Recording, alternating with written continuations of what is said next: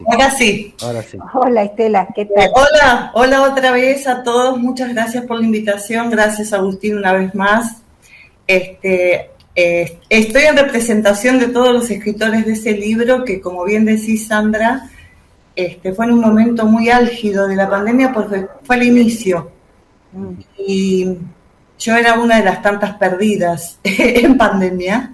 Sí. Y también aislada, ¿no? Confinada en esto de, más allá de esté sola o no esté sola, padecer el encierro en el que estábamos, ¿no?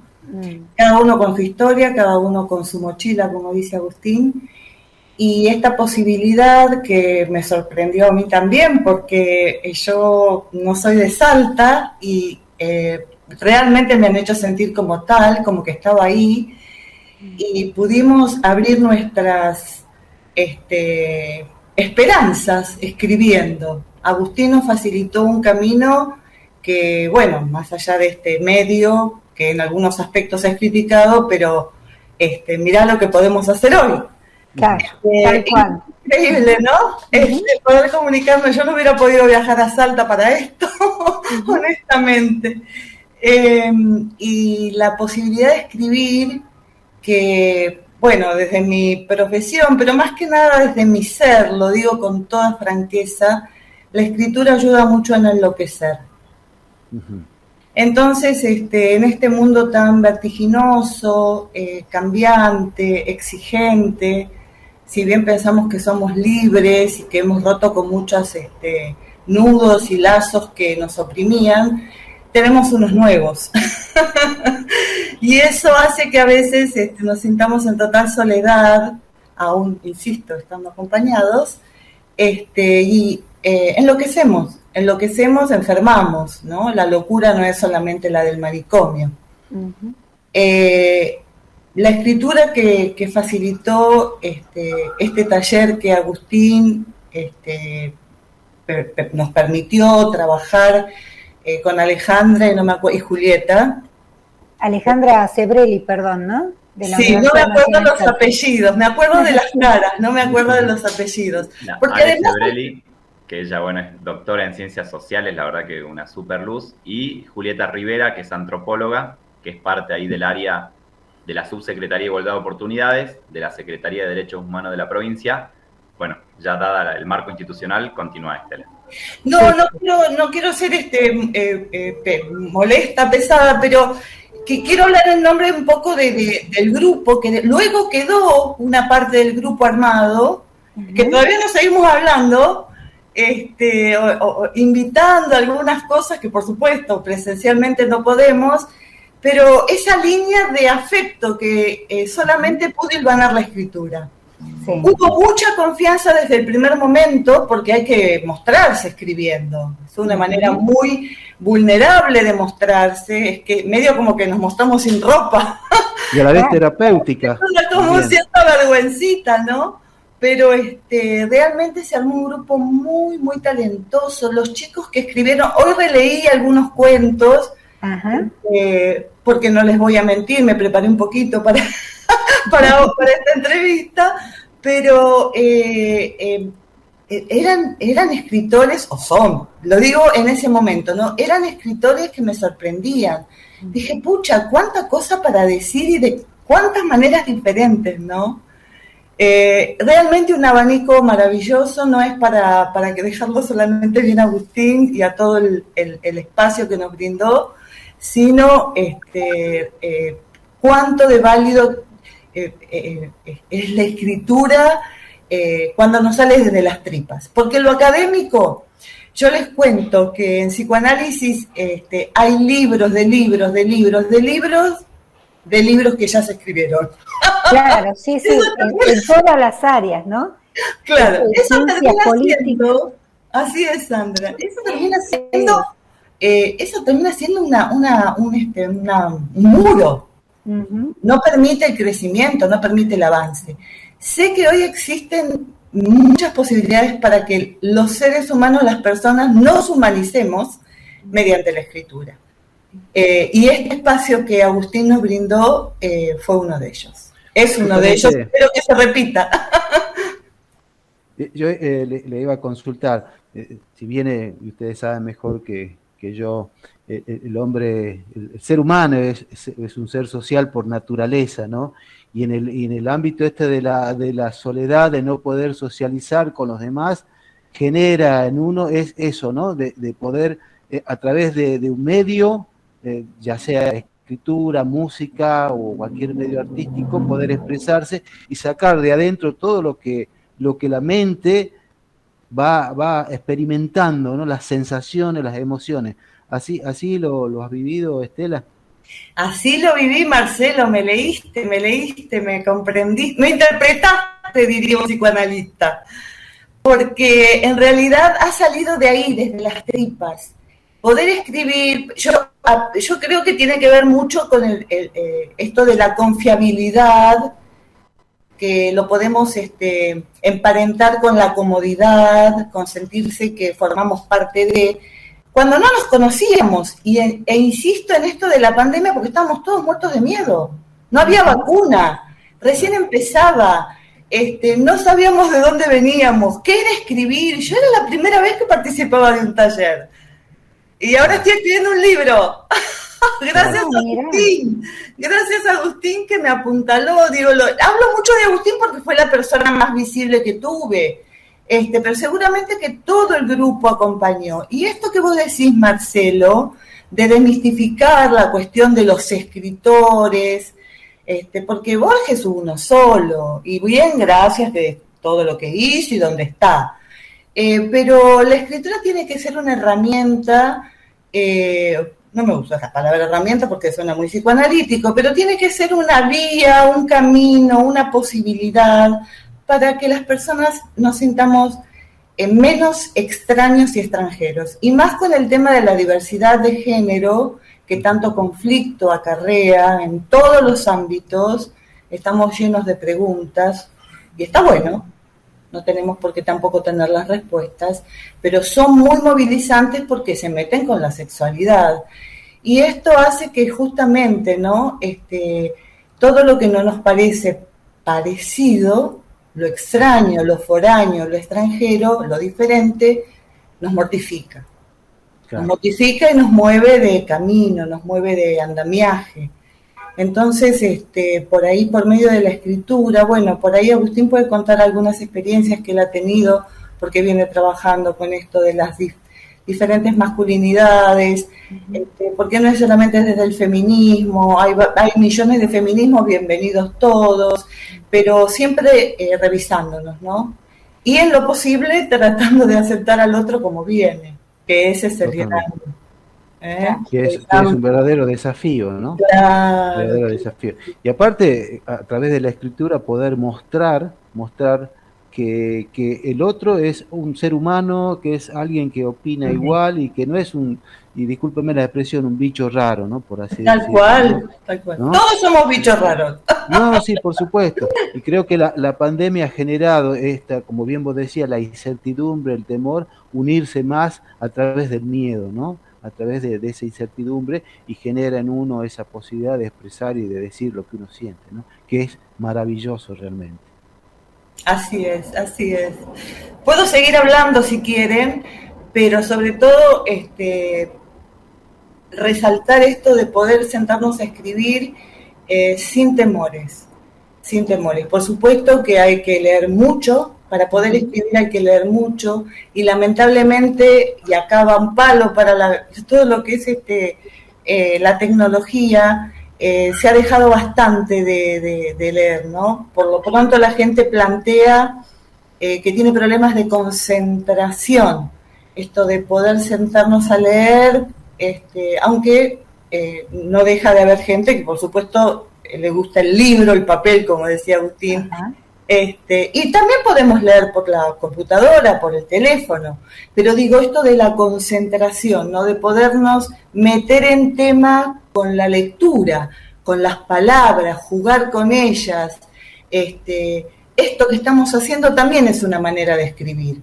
Uh-huh. Para mí la palabra cura. Entonces, yo lo que noto que en general los púberes, los adolescentes, y algunos niños, lamentablemente, no saben narrar, no pueden contar sus historias, hablando, ¿no? Sí, sí. Tienen un lenguaje limitado, palabras cortas, los emoticones que también hay que interpretar, y por ahí somos nosotros los más grandes, los mayores, que tenemos que referenciarlos, ¿no? Con la lectura, con la escritura, con el poder contar.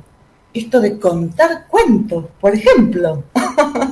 ¿Por qué no hacer un Zoom de contar cuentos inventados, por ejemplo, ya que no se puede escribir? Y luego vendrá la escritura, porque con esto del teclado no es lo mismo que el papel y el lápiz tampoco, ¿no? Sí, vos sabés, Estela, que personalmente creo que la pandemia lo que hizo de alguna manera es como evidenciar esto que estabas diciendo de los jóvenes, ¿no? Que los jóvenes, te digo, jóvenes de 25 para abajo, en realidad son hijos de la tecnología, ¿no? De la virtualidad. Yo tengo 2 hijos, uno pasadito ya de adolescente y la otra en la adolescencia. Y realmente uno nota lo que decía Satori en algún momento, ese autor que supimos estudiar, Marcelo, en la universidad, cuando hablaba de la niñera, la televisión como niñera, ¿no? Porque es lo que exponía en aquella época, en los 80, por ejemplo, Satori. Y esos niños que habían sido criados por la televisión, entre los cuales estamos varios ahí. Bueno, yo creo que ahora la niñera es la niñera electrónica, no es la plataforma que invita, lamentablemente, y que no tiene vuelta atrás. Entonces creo que hay que buscar formas de reinventar. Y creo que la pandemia lo que expuso es eso, ¿no?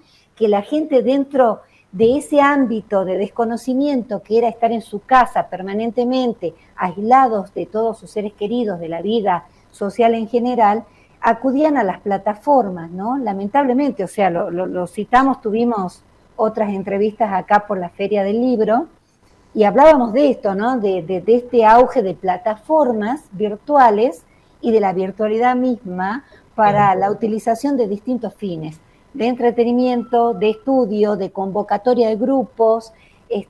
No quiere decir quizás que la gente no lee de la misma manera que antes, quizás lee a través de la virtualidad, como decías vos, en PDF, por ejemplo, ¿no? Sí, en realidad lo que hice hincapié en todo esto, porque, a ver, volvemos a que podemos estar acá juntos gracias al Google Meet. Sí. Bueno, gracias a la tecnología. Pero hablaba de una cuestión de concentración que viene de lejos, no viene solamente de la pandemia, y yo creo que tiene que ver con una especie de ausencia de referentes, porque habría que hacer una revisión, ¿no? Desde lo familiar, desde lo educacional, desde la salud, inclusive desde el trabajo. Hoy creo que tanto salud, educación como trabajo tienen que ser revisados, porque ya no podemos volver a lo que era. Es imposible creernos que ese mundo sigue existiendo. La gente está enojada porque no puede hacer lo que se solía hacer. Obvio, 2 años de pandemia con todo lo que significó, la muerte, ¿no? La enfermedad, la pérdida, la despedida. Si bien eso no lo podemos todavía de alguna manera asimilar, en algunos casos hacer el duelo, y no necesariamente con la muerte, los duelos se pueden hacer con distintas cosas, nos va a llevar tiempo, no va a ser instantáneo, esto es a largo plazo, es cuasi una posguerra, con diferencia, claro. Cuasi una posguerra porque dejó un tendal. Por eso decía que quizás los adolescentes y los no tan adolescentes, no tienen una precariedad en el lenguaje que, bueno, quizás nosotros los adultos, los más grandes, tenemos que incentivarlos, ¿no? Cuento una anécdota muy pequeñita. Tengo 2 nietos, Simón y Felipe, y no nos vemos muy seguido. Yo no soy muy familiar, honestamente, pero por supuesto tengo en cuenta los roles que cumplo en esta vida, ¿no? Y soy muy amorosa con ellos, de hecho les gusta venir a mi casa. Los incentivo a jugar. pero jugar a las viejas cosas o a las viejas usanzas. Y una de ellas es a jugar a contar cuentos. Entonces, eso gracioso que a veces escuchamos decir en los niños, es solamente cuando les damos la palabra. Cuando le damos la palabra, le estamos dando nuestro tiempo, que es a veces el que no tenemos. Yo lo entiendo. Hoy trabajan papá y mamá. El tema es que a veces hay que renunciar a algunas cosas cuando se tienen hijos. Es imposible poder estar en todo. Y esta también es una exigencia de estos momentos, de esta forma de vida en la que nos hemos metido. Habrá que resistir algunas, otras las aceptaremos, pero no podemos todo, ¿eh? No se puede todo. Tal cual. Así es la vida, una elección.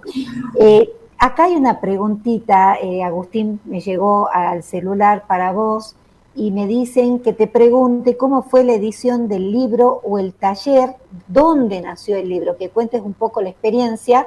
Y acá, a título autorreferencial, que es incompatible un poco con el periodismo, quería decirte que uno de mis hermanos, que es antropólogo, participó también, que es Sebastián Muñoz, de este taller, ¿no? De una, qué bueno, sí, Seba ahí hizo una narración. Él me pasó los datos, sí. Él se situó desde, bueno, porque trabajamos con la normalidad y con la otredad, y él, el personaje que utilizó fue un policía cuando el año pasado hubo una represión al pueblo Cuom, y él narró la mañana de ese policía antes de la represión, y la verdad que hay un cuento, una crónica muy, muy, muy fuerte y bueno, y esta empatía, ¿no? Porque también fue un poco eso, cuando decía Estela, ¿no? De la escritura y de la lectura que nos une, es un puente cultural, ¿no? Frente a este aislamiento social, tratamos que no fuera, digamos, tendimos puentes de cultura, ¿no? Yo creo que eso un poco nos salvó, nos hermanó, nos ayudó a poder sobrepasar esta pandemia y este encerramiento, porque también, bueno, dicen, ¿no? Los psicólogos y los especialistas en salud mental que tiene sus costos, ¿no? Sobre todo quizá en las grandes urbes, no sé, las personas que vivían en departamentos, como puede ser el caso de Estela, ¿no? Sí. Nada, siempre la vida social era todo por afuera, digamos, llegar a la casa a comer, a dormir, ¿no? Pero quizá un mate en el balcón, pero de repente que sean las 24 horas ahí, tuvo su cuestión, ni hablar de los niños, ¿no? Que estaban sin escuela, sin posibilidad de salir. Entonces, la cultura fue un puente que nos tendió y nos permitió encontrarnos. Y bueno, esto de recorrer la distancia que nos separa con el otro extraño, ¿no? O con distintas dimensiones de normalidad, ¿no? Recorrer lo que puede ser la mirada de un padre, que le salen los hijos hippies, ahí hay un relato de Pablo Ordóñez ahí que habla un poco, después hay una carta de una madre, una hija, la verdad que la obra es espectacular. Yo, digamos, más que nada fue hacer la convocatoria, ¿no? Nos encontramos ahí encerrados en casa y dijimos, no queremos dejar de pensar en los derechos humanos, en la diversidad, en seguir ampliando nuestros horizontes, ¿no? En defender las minorías y cuestionar las mayorías, así que hice la convocatoria. El arte de tapa hay un colectivo artístico que se llama Catalina Clandestina, que hizo un fanzine pandémico, y el arte de tapa lo sacamos de ahí, desde Nahuel Balcarce, lo pueden encontrar en internet. Y bueno, en las clases dimos un poco un cierto marco teórico que hable de los derechos humanos, de la construcción de normalidad. La Ale Sebrelli nos hizo un recorrido hermoso por un texto de Borges que es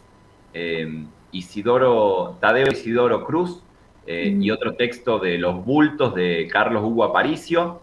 A su vez hay algunas obras poéticas, La loba de Alfonsín Storni, algunos relatos de Camila Sosa Villada, Las malas. Y bueno, una vez que se dieron los ejercicios, después se lanzaron a la escritura, y después vino el trabajo de corrección, de edición y de compilación. Y después salió un libro, digamos, virtual, que está alojado en la Biblioteca Juana Zurduy, y después está el libro físico, que bueno, con la editorial Crivelli lo llevamos adelante, y mañana se está presentando ahí a partir de las 5 de la tarde, en el Centro Cultural ahí Juana Zurduy, República de Siria 611, primer piso, en el Polo de la Mujer. Entonces, los esperamos ahí para convidarlos con letras, para convidarlos también con un poco de música. Nos van a acompañar Miguel, Rossi y Popa. Y la verdad que es una experiencia maravillosa, lleva su tiempo, la verdad que lleva su tiempo hacer un libro, no es de un día para el otro, no es concebir la idea, irla soñando, ampliándola, corrigiéndola, ¿no? Porque yo ahora, bueno, estoy muy metido con esto del rap, o me gusta mucho la política, y bueno, son como artes no tan perfectos, no tan perfectibles. En cambio, un libro tiene como el marco de que lo podés dejar reposar, podés dejar que decante, podés ir haciendo diferentes correcciones y ediciones, entonces te permite una palabra mucho más acabada, claro, con voces súper genuinas y súper modernas. La verdad que yo creo que si lo planeábamos no salía, ¿no? Fue como más una convocatoria. Por suerte vinieron grandes escritoras, grandes escritores, tomaron las consignas y las llevaron hacia lugares nunca pensados. Así que yo ya lo estoy utilizando, este libro, yo doy clases y tenemos ahí los relatos porque tienen una riqueza increíble. Y bueno, mañana va a estar ahí accesible a todo público. Vamos a estar vendiéndolos ahí a un precio sugerido de 300 pesos. Si quieren dar más, pueden dar más. Pero como para también ir haciendo un fondito ahí para próximas publicaciones. Próximas, claro. Sí, justamente. Y es un precio social, simbólico, también pensamos de que nadie se quede afuera. Y el evento es con entrada gratuita, así que ojalá nos encontremos y después, bueno, si quieren algún día podemos narrar ahí alguno de los... Sí, totalmente. Sí. Bueno, nosotros podemos llegar un poquito después de las 17, cuando termina la cocina, así que sí, yo seguramente voy a estar ahí. Y hasta las 19 estamos, seguramente. Por supuesto. Y bueno, y Estela Menucci, fue un placer, un gusto. Espero que cuando salga tu próximo libro, obviamente se lo comunicarás a Agustín y Agustín entrará en contacto con nosotros, así no solo lo compramos, sino que lo difundimos, ¿no? Hacemos una entrevista acá en la cocina. Bueno, Agustín Pérez Marcheta y Estela Menucci, fue un placer tenerlos acá. De verdad, como siempre, nosotros ya nos pasamos del horario de la cocina política, también es algo que es habitual en nosotros, pero bueno, tenemos que respetarlo, así que nos despedimos, le mandamos un abrazo enorme, nos encontramos mañana seguramente y que sea todo un éxito y por muchos más. Gracias. Éxitos. Que anden bien, muchos éxitos y bueno, después nos vamos a comentar cómo salió.